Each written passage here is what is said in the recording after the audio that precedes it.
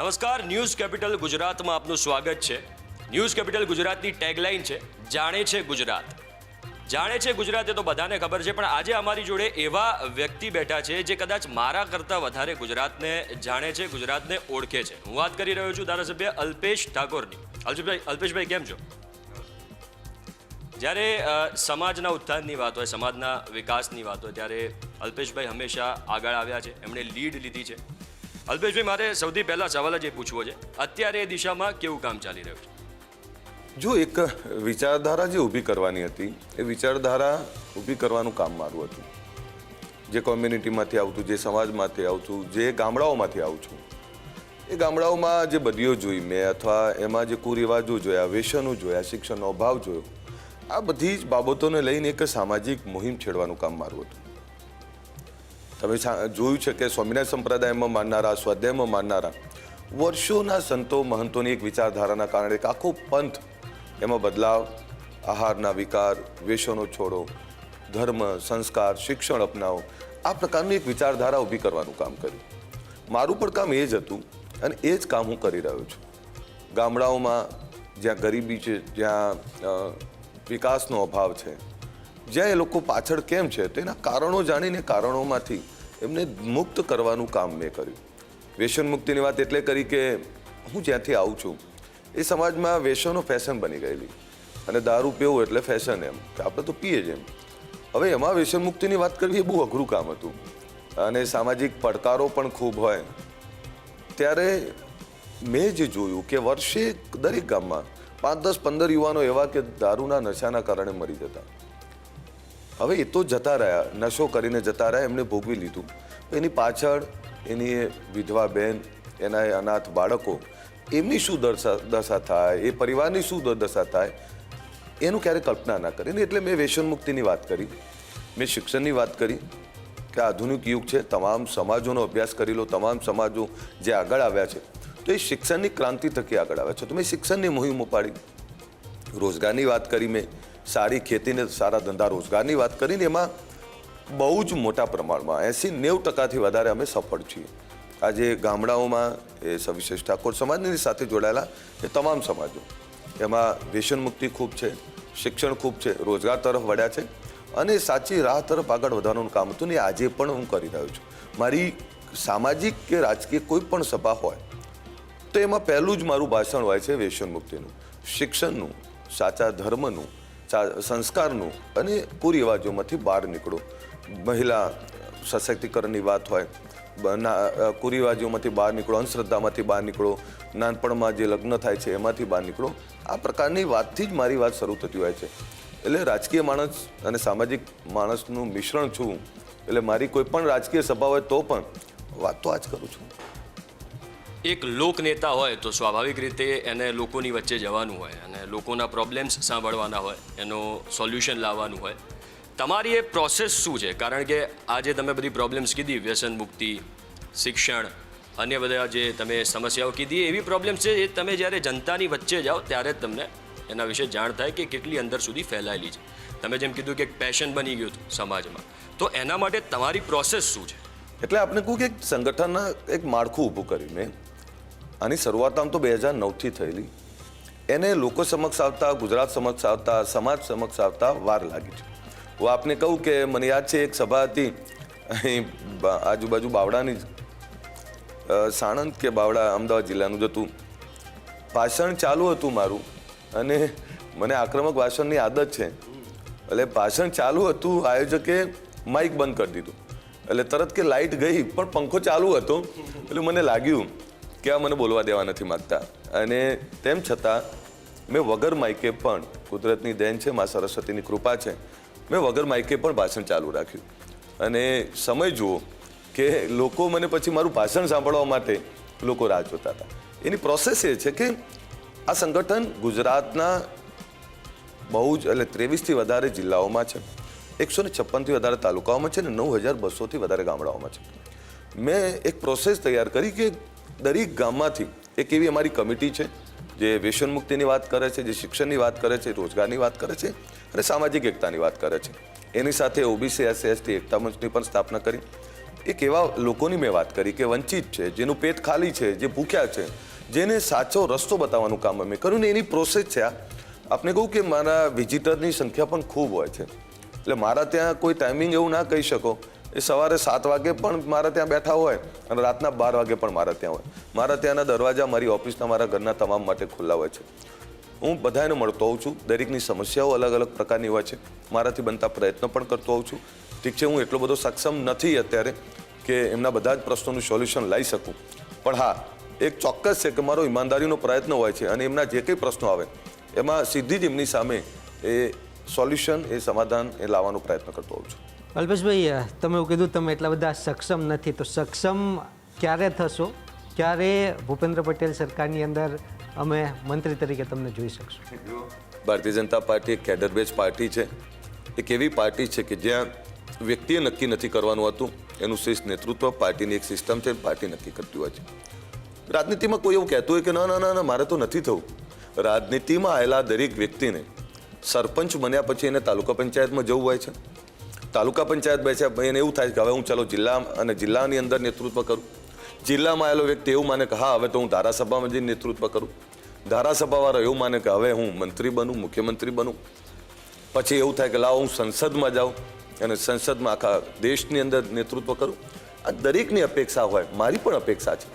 પણ એ અપેક્ષામાં લોક કલ્યાણ, લોકો માટેની ભાવના, એક એવી સત્તા, એક એવા પાવર કે જેનાથી લોકોને કંઈક આપી શકાય. હું જે સમાજમાંથી, જે કોમ્યુનિટીમાંથી આવું છું એમાં શિક્ષણનો ખૂબ મોટો અભાવ છે. જે વર્ગમાંથી આવું છું ત્યાં શિક્ષણનો ખૂબ અભાવ છે. સત્તા કેટલી મળે છે કેટલી નહીં એના કરતાં મારું એક સપનું છે કે આ સમાજ માટે એક એવી શૈક્ષણિક સંસ્થા બનું જે એક બહુ જ મોટી યુનિવર્સિટી હોય, 25-50 હજાર દીકરા દીકરીઓ ભણી શકે અને દરેક જિલ્લાઓમાં એક શૈક્ષણિક ભવન સરસ બનાવું. એનું સપનું લઈને નીકળેલો માણસ છું. બાકી તો નક્કી કરવા દો અમારા બંને નેતાઓ, આદરણીય નરેન્દ્રભાઈ, આદરણીય અમિતભાઈ શાહ સાહેબ, નડ્ડાજી અને ભૂપેન્દ્રભાઈ અને CR પાટીલ સાહેબને કોને કેવી સત્તા આપી, કઈ જવાબદારી આપી. ભારતીય જનતા પાર્ટીમાં જે કંઈ હોય છે એ જવાબદારી નિભાવવાની હોય છે, એટલે જવાબદારી જે કંઈ આપે એને નિષ્ઠાથી નિભાવવી પડતી હોય છે.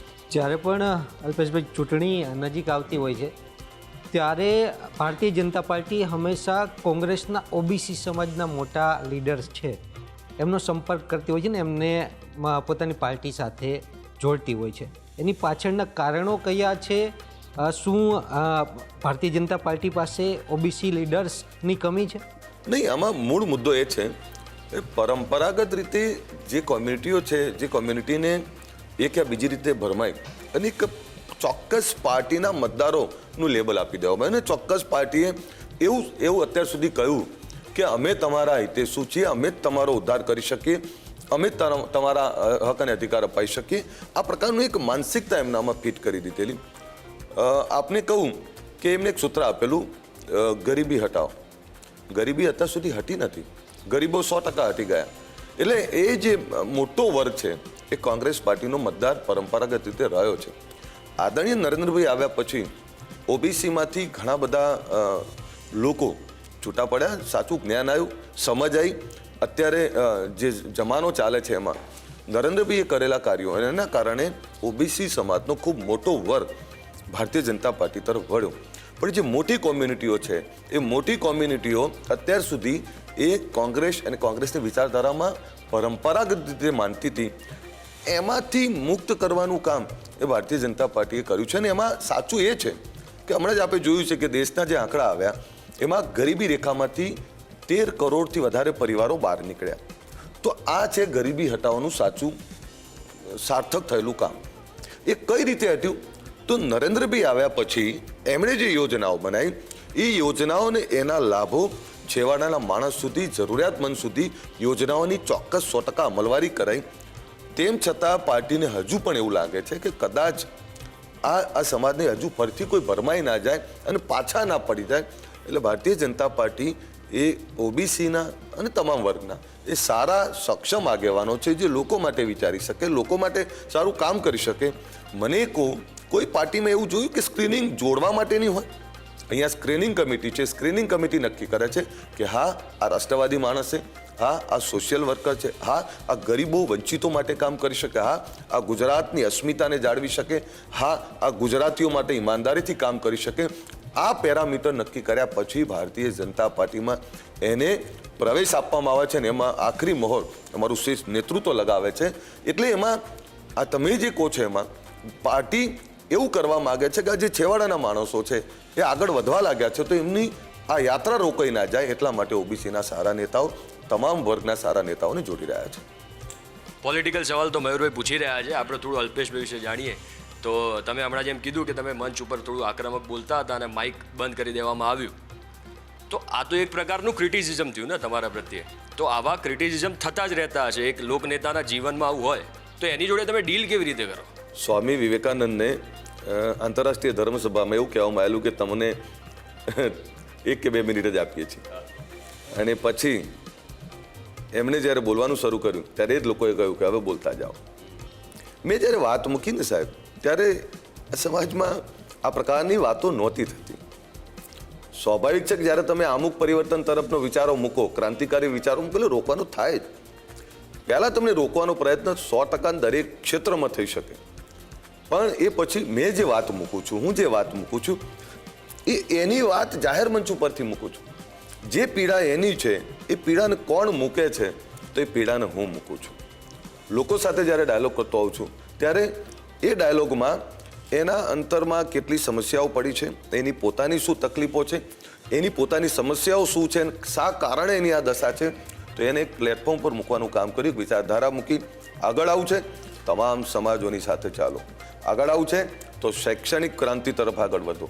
આગળ આવું છે તો બદીઓમાંથી બહાર નીકળો, અંધશ્રદ્ધા, કુરિવાદો અને વ્યસનોમાંથી બહાર નીકળો.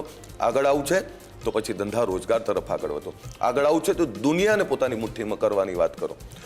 અત્યાર સુધી જે કંઈ વાત મૂકી એ ફક્ત એક સંકુચિત માનસિકતાવાળી વાત મૂકી. અત્યાર સુધી એવી જ વાત મૂકી કે પકડેલો તલવારો.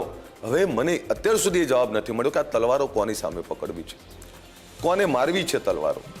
તલવારથી કોઈ ઉદ્ધાર નથી થવાનો. આ જમાનો આધુનિક યુગ છે. આમાં પેનની જરૂર પડે, લેપટોપની જરૂર પડે. અને એ વિચારધારા મેં આપીને એને સમજુ સક્ષમ સારા યુવાનોએ ઉપાડી લીધી અને એમાં મહિલાઓનું ખૂબ મોટું સમર્થન મળ્યું. કારણ કે વ્યસનોથી કોઈએ ભોગવ્યું હોય તો એ મહિલાઓએ ભોગવ્યું છે. એની મહિલાઓ પણ એમાં ખૂબ આગળ આવી. આજે અલ્પેશ ઠાકોરને આશીર્વાદ આપતા હોય ને તે મારી બહેનો છે. આજે અલ્પેશ ઠાકોરને કોઈ આશીર્વાદ આપતું હોય તો મારા યુવાનો છે.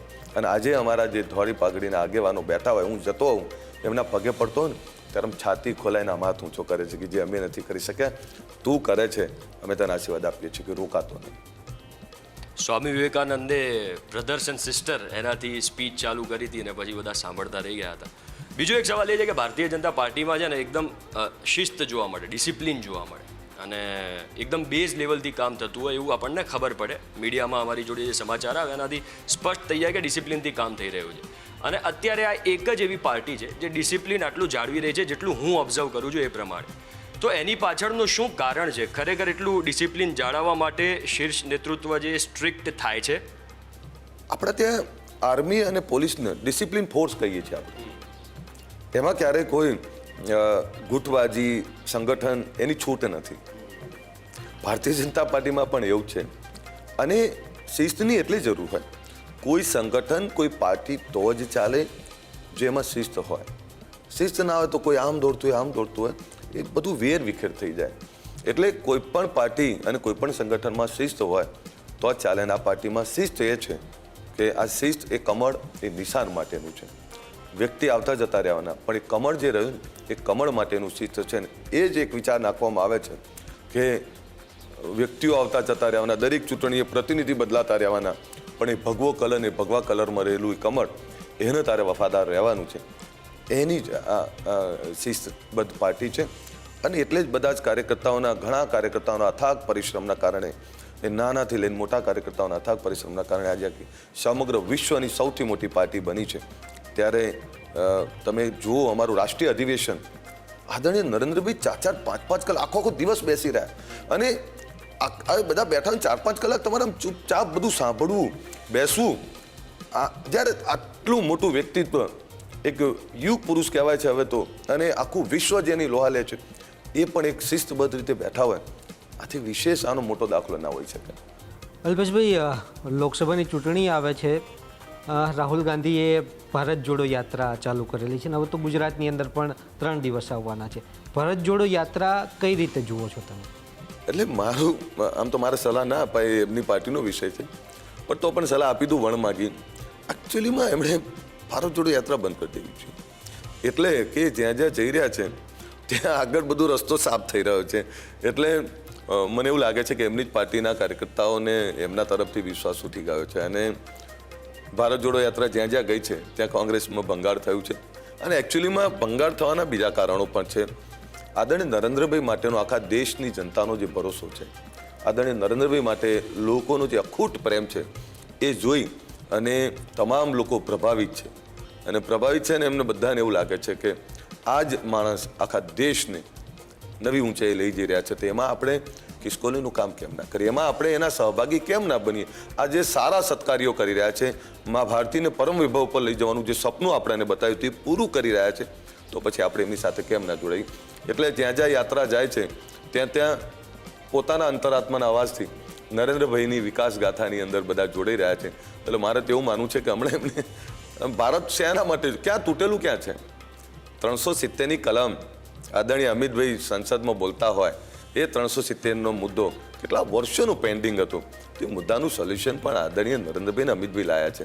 આજે ભારતનું અખંડ અંગ કહેવાય છે જમ્મુ કાશ્મીર, નહીતર એક સંવિધાન આપણું અને એક સંવિધાન ત્યાં અલગ, 2 સંવિધાન 2 ઝંડા, આવું થોડું હોય એક દેશની અંદર. આજે એક સંવિધાન 1 ઝંડા નીચે આવ્યું છે. તમે જો દેશના જેટલા પણ મુદ્દાઓ હતા, રામ મંદિરનો મુદ્દો ખૂબ આસ્થાથી જોડાયેલો પેચીદો પ્રશ્ન હતો. આદરણીય નરેન્દ્રભાઈએ એ વચન આપેલું કે રામલલા આएंगे મંદિર વहीं બનાएंगे. ત્યારે કોંગ્રેસવાળા ક્રિટિસાઇઝ કરતા કે રામલલા આएंगे મંદિર વहीं બનાएंगे, પણ તારીખ નહીં બતાएंगे. તારીખે બતાવી દીધી, રામચંદ્ર ભગવાન બિરાજી પણ ગયા. આ દેશના એવા મુદ્દાઓ એમણે સોલ્યુશન કર્યું આદરણીય નરેન્દ્રભાઈ અમિતભાઈએ અને ભારતીય જનતા પાર્ટીની સરકારે. જે 100 વર્ષના પેચીદા પ્રશ્નો હતા, જેનાથી આ દેશની અંદર વૈમનસ્ય ઊભું થતું હતું, એ તમામ પ્રશ્નોનું સોલ્યુશન આદરણીય નરેન્દ્રભાઈ લાવ્યા છે. આજે દેશમાં કોમ જાતિ ધર્મ વચ્ચેના લડવાના કોઈ મુદ્દા જ નથી રહેવા દીધા. ત્યારે પ્રશ્ન જ ક્યાં છે? તમે શ્રીનગરનું લાલ ચોકનું નરેન્દ્રભાઈને શ્રીનગર જતા રોકવામાં આવેલા અને ત્યારે કહેલું કે આવું છું, અને એ જ શ્રીનગરની અંદર આજે તિરંગો શાંતિ લહેરાય છે. એ નરેન્દ્રભાઈ અને અમિતભાઈએ આ દેશને એક તાંતડે બાંધવાનું કામ કર્યું છે. તો મને થોડોક સવાલ એ થાય છે, આ કયું ભારત જોડી રહ્યા છે? કોંગ્રેસ તો જોડાતી નથી, તો પછી ભારત કયું જોડી રહ્યા છે? આ પ્રકારનો મેસેજ. અને હું તો એવું માનું છું, રાજનીતિ કરો તમે, પણ જ્યારે ભારતની વાત આવે, મા ભારતીની વાત આવે, ત્યારે એની કોઈ બુરાઈ ના કરો, આ ભારતની બુરાઈ ના કરો. વિશ્વ આજે નરેન્દ્રભાઈને સલામ મારી રહ્યું છે, તો આપણે ગર્વ લેવું જોઈએ. એ મા ભારતીને સલામ મારી રહ્યું છે, મા ભારતીના સપૂતને સલામ મારી રહ્યું છે, ત્યારે એને એના વાહવાઈ ના કરી શકો તો કંઈ નહીં, પણ એને બદનામ કરવાનો પ્રયત્ન ના કરો. વિશ્વની વાત કરેલી નરેન્દ્રભાઈ દેશને વિશ્વની 3જી આર્થિક મહાસત્તા બનાવવા તરફ આગળ વધી રહેલા છે. એમાં તમારી ગાંધીનગર જે વિધાનસભા છે એની ભૂમિકા કેવા પ્રકારની હશે? કારણ કે સૌ કોઈની નજર આ વિધાનસભાની અંદર જે વિકાસ કાર્યો થાય છે, જે નરેન્દ્ર મોદીના ડ્રીમ પ્રોજેક્ટ છે, એની ઉપર લાગેલી છે. મયુરભાઈ, આપને કહું કે પહેલાં એવું કહેતા 2047માં ભારત વિશ્વની 3જા નંબરની મહાસત્તા થશે, પણ હવે સૂત્ર બદલાણું છે.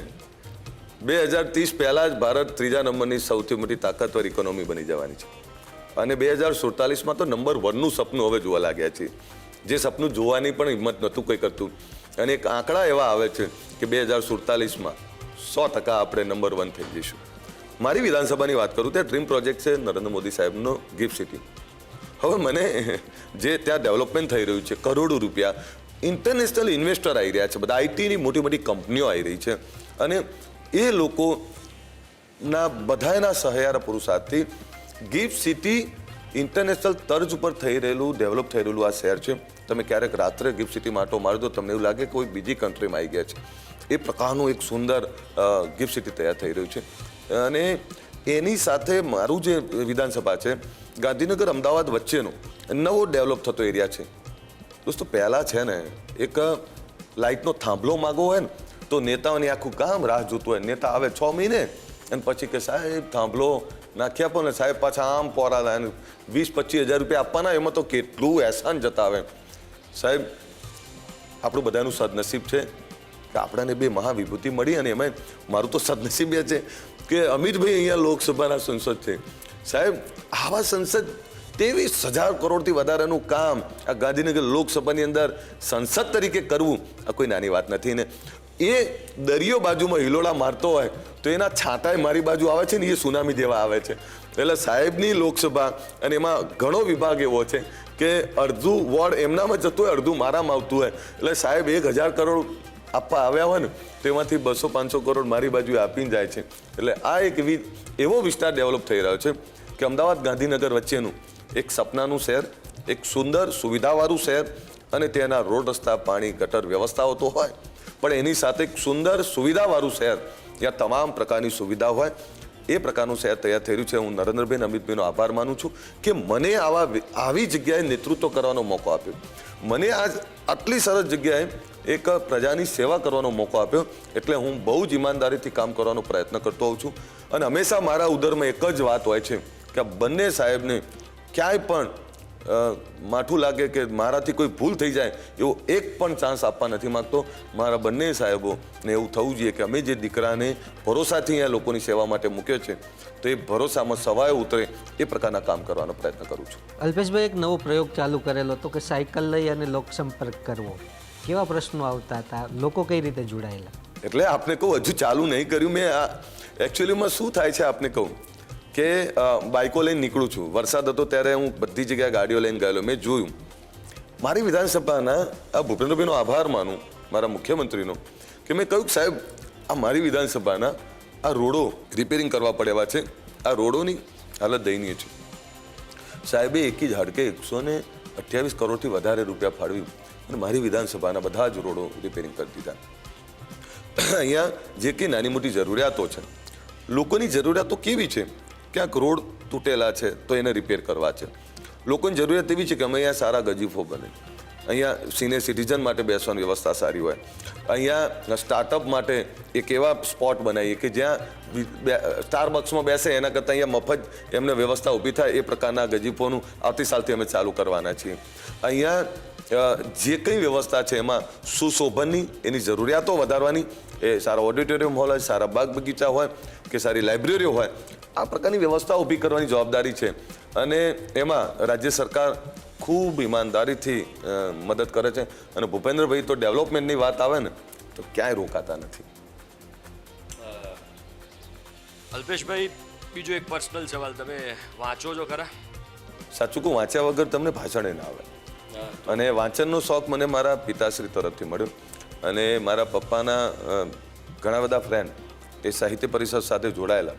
આપને એક બહુ જ નહીં જાણેલી વાત કહું, ગુજરાત ક્ષત્રિય ઠાકોર સેનાની પહેલી મિટિંગ આખા રાજ્યની સાધારણ સભા 165 લોકોની મેં અમદાવાદમાં બોલાયેલી અને વાડજમાં ગુજરાત સાહિત્ય પરિષદની બિલ્ડિંગ છે અને ગુજરાત સાહિત્ય પરિષદનો એક હોલ છે ત્યાં બોલાવી. એટલે મને કુમારપાળભાઈ ને ઈલાબેનને બધા એટલે મને સવાલ કર્યો કે અહીંયા બધા આવે છે તો આ મોંઘા પુસ્તકો કોઈ લઈ જશે તો? મેં સહજ ભાવે એવું કહ્યું કે સાહેબ જો આ પુસ્તકોની આમને ખબર હોત ને આ કિંમતની તો મારે અહીં લાવવા ના પડ્યા હોત.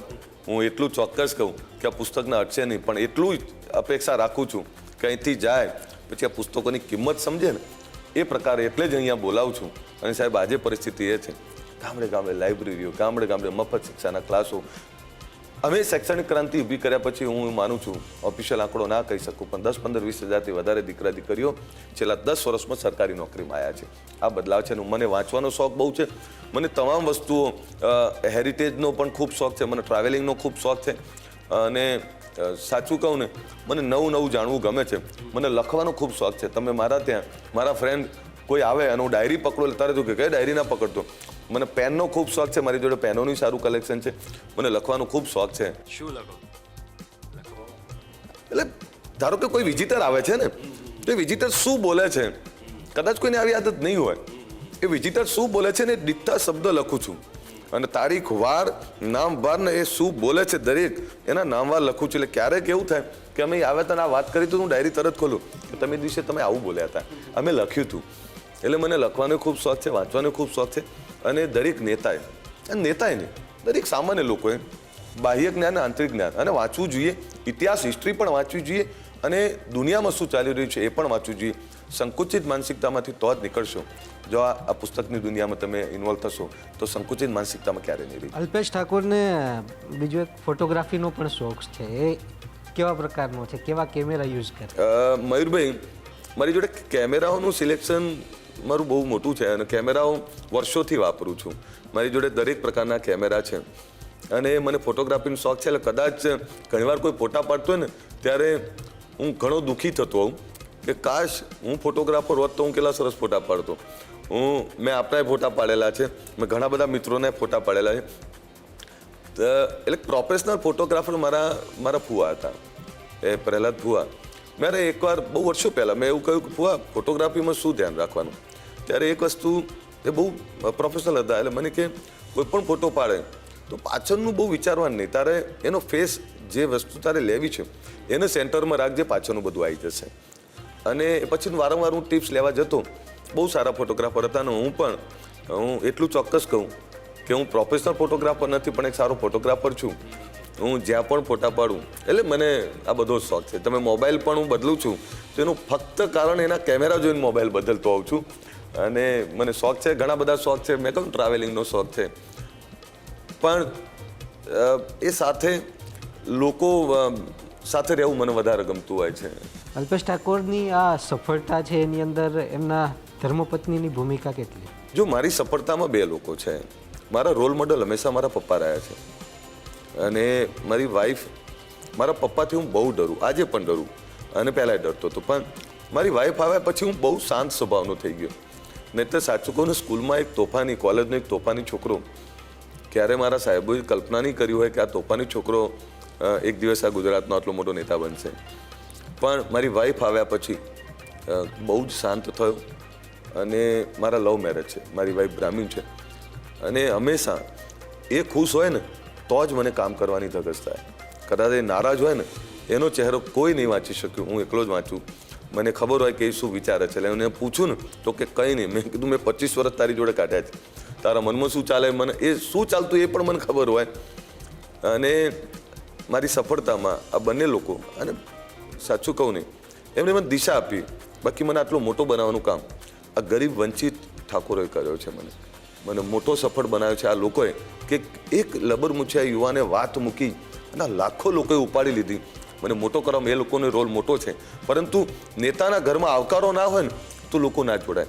કોઈ પણ આવે, મારી વાઈફનો આવકારો, મારા પપ્પાનો આવકારો, મારા મમ્મીનો આવકારો, એટલે આવકારો છે એમાં મને દિશા આપવામાં આ લોકોનો 100%. અને અત્યારે તો મને મારા બંને દીકરાઓનો પણ ખૂબ સપોર્ટ છે. એ પોલિટિક્સમાં આવશે નહીં આવે મને ખબર નહીં, પણ બહુ જ સીધા, બહુ જ ધાર્મિક અને લોકો માટેની દયાભાવ બંનેમાં ખૂબ છે. નેતાઓ હોય ત્યારે એની પાસે અપેક્ષા પણ બહુ બધી હોય અને લોકો એમના ઘરે પણ આવતા હોય છે. મેં એવું સાંભળેલું છે કે ભાભી અનેક એવી દીકરીઓ છે એમના લગ્ન પ્રસંગની અંદર જતા હોય છે, લગ્ન કરાવતા હોય છે. આના વિશે થોડી માહિતી આપો. જો કુદરતે તમને જે કંઈ આપ્યું છે અને એ આપ્યું છે એમાં જરૂરિયાતમંદ સુધી તમે આપી શકો, એ મને વારંવાર એવું કે ભગવાને, મા ભગવતીએ, મા ખોડિયારે આપણાને આપવાની તાકાત આપી છે ને, આ જ બહુ છે. તો પછી આપણે કેમ રોકાવું? કદાચ એના નસીબનું આપણને આપે છે. એટલે એ જ્યાં કોઈ પણ સમાજનું હોય, કોઈ પણ વ્યક્તિ એના જોડે આવે, કદાચ 5 રૂપિયાની અપેક્ષિતથી આવે તો 2 રૂપિયા એ ખુશ કરીને મોકલે અને મને ગમે છે. અને હું કોઈ દિવસ એ કોઈ પણ વાત લઈને આવે તો હું ના નથી પાડતો. અને કદાચ એના ધર્મ અને સત્કાર્યોના કારણે મને પણ શક્તિ મળતી હોય, એટલે એ સ્વાભાવિક છે. અને એમાં તમને કહું, દરેક નેતાના ત્યાં કોઈ ને કોઈ વ્યક્તિ તો હોય છે કે જેનું પુણ્યફળ એને ફાયદો થતો હોય. એટલે 100% તમારી વાત સાચી છે. અને મારા ત્યાં જેટલા પણ લોકો છે એ લોકોને એટલો ભરોસો કે આ બંને અમને દુઃખી નહીં થવા દે. અલ્પેશ ઠાકોર દાદા પણ બની ગયા છે, દીકરી સાથે સમય વિતાવવાનો મળે છે ખરા? એટલે તમને નવી લાગે, મારે 2 ગ્રાન્ડ ડોટર છે. એક મારા ભત્રીજાની એ કિયુ અને મારી દીકરાની હરલીન હું રાત્રે જાઉં ને એટલે જમવું કે ના જમ્યું હોય એ તરત ગીત ચાલુ કરાવે અને મારે એની જોડે ડાન્સ કરવો જ પડે. અને એને પૂછવું પડે, હું બેસું? તો કે ના, એટલે હું ના બેસી શકું. એટલે દુનિયામાં ગમે એટલો મોટો કોઈ દાદા બનીને ફરતો હોય પણ ઘરમાં ગ્રાન્ડ ડોટર આગળ તો કોઈ પણ મોટો માણસ હોય એની હાલો, જોડે હાલો, હા. બધાએ નાના થઈ જાય, એટલે નાના થવું જ પડે ને એ પણ એનો આનંદ અલગ હોય છે. એટલે મારી ગ્રાન્ડ ડોટર મને ખૂબ વાલી છે અને એ મને ખૂબ ખૂબ ખુશ રાખે છે, કારણ કે એની સ્માઇલ જોઈ અને હિંમત આવે છે ને બધો થાક ઉતરી જાય છે, એટલે દરેકને વ્યાજ વાલું હોય. ગઈકાલે અલ્પેશભાઈ તમારો એક ઇન્ટરવ્યૂ હું જોતો હતો. અલ્પેશભાઈ જવાનીમાં એક એવું કામ કર્યું હતું કે જે પોતે કહે છે કે યુવાનોએ ના કરવું જોઈએ. તમે કંઈક લવ મેરેજ છે તમારા, જેમ તમે કહ્યું, તો તમે કંઈક બ્લડથી લેટર લખ્યો તો એવો કંઈક કિસ્સો હતો. એટલે આમાં છે ને જવાનીમાં છે ને આવેગ બહુ હોય, અને બ્લડથી મેં આઈ લવ યુ લખેલું અને મારા હાથ ઉપર આમ તો હજુ આખા પડી રહ્યા છે, મેં હાથ ઉપર એ લખેલું. એ લવનો આવેગ હતો, પણ પ્રેમ છે ને એ વ્યક્ત કરવાની વસ્તુ નથી, પ્રેમ મહેસૂસ કરવાની વસ્તુ છે. પ્રેમમાં તમે મહેસૂસ કરો તો એની મજા અલગ છે. હું આજે આપને કહું, મારા લવને 29 વર્ષ થયા. 29 વર્ષની અંદર અમે બંને આજે એવો ને એવો પ્રેમ કરીએ છીએ, ટીનેજર જેવો. તમને નવી લાગે, વોટ્સઅપ ચેટિંગ અમારા બંનેનું જુઓ તો બંને દિવસમાં 10 વાર તો લવ યુ ને એ બધી વાત કરતા હોય. એટલે પણ પ્રેમ કરો તો નિભાવો. પ્રેમ કરો તો પ્રેમ એ છે કે તમારા પાર્ટનરને ખુશ રાખો. પ્રેમ એ છે કે તમારા પર સંપૂર્ણ અધિકાર એનો છે. પ્રેમ એ છે કે એની આંખો વાંચી શકો અને આંખો વાંચીને પણ એની જે કંઈ માગણી છે એ પૂરી કરો, એને સન્માન આપો. એના માટે એક જ વાત એવી છે કે કોઈ પ્રકારની એબમાં ના પડો, વ્યસનો ના કરો, તો જ તમારો પ્રેમ સાચો. નહીંતર ઘણા લબર મૂછ્યા આમ સત મારતા હોય છે પણ એ નાની ઉંમરે મરી જાય, તો જેને પ્રેમ કરો છો એની શું દશા થાય? એટલે મેં પ્રેમ કર્યો છે, નિભાવું છું, અને એના કારણે એ ખુશ છે તો હું ખુશ છું. હું એવું કહું છું કે જેના ઘરની લક્ષ્મી ખુશ ત્યાં લક્ષ્મીજીનો વાસ રહેતો હોય છે. એના આવ્યા પછી મારી સમૃદ્ધિ ખૂબ વધી છે. અલ્પેશભાઈ, ખૂબ ખૂબ આભાર આપનો, આપ અમારી સાથે જોડાયા. જતાં જતાં ખાલી ન્યૂઝ કેપિટલ ગુજરાત અમારી એક નવી શરૂઆત છે, તો એક પ્રતિક્રિયા નાનકડી અમારી ચેનલ માટે તમે. ન્યૂઝ કેપિટલના ઘણા બધા પત્રકાર મિત્રો બધાને ઓળખું છું. ખૂબ લીજન છે, ખૂબ હોશિયાર છે, અને એક પત્રકારમાં જે પ્રજાનો અવાજ બનવાની જે ભૂખ હોય, એક ન્યૂઝની જે ભૂખ હોય, લોકોની સમસ્યાઓને સરકાર સમક્ષ મૂકવાની જે તાલાવેલી હોય, અને એક ઈમાનદારીનું પત્રકાર જગતનું જે એક દરેકનું સપનું હોય છે, એ પ્રકારના ઈમાનદાર પત્રકાર જગતમાં ન્યૂઝ કેપિટલ આવ્યું છે. ત્યારે ન્યૂઝ કેપિટલને ખૂબ ખૂબ શુભકામના પાઠવું છું, હૃદયના ઉમળકાથી શુભકામના પાઠવું છું. અને ન્યૂઝ કેપિટલના તમામ જે પત્રકાર મિત્રો છે એ આવનારા સમયમાં ગુજરાતનો અવાજ, ગુજરાતની જનતાનો અવાજ, ગુજરાતનું સારું ને નરસું જ્યાં કંઈ હોય એને ઈમાનદારીથી મૂકવાનો પ્રયત્ન કરશે, એવી સંપૂર્ણ શ્રદ્ધા છે. હું ન્યૂઝ કેપિટલના તમામ પત્રકાર મિત્રોને, એન્કરોને ખૂબ ખૂબ શુભકામના પાઠવું છું. અલ્પેશભાઈ, આપનો ખૂબ ખૂબ આભાર. સમય થયો છે એક વિરામ.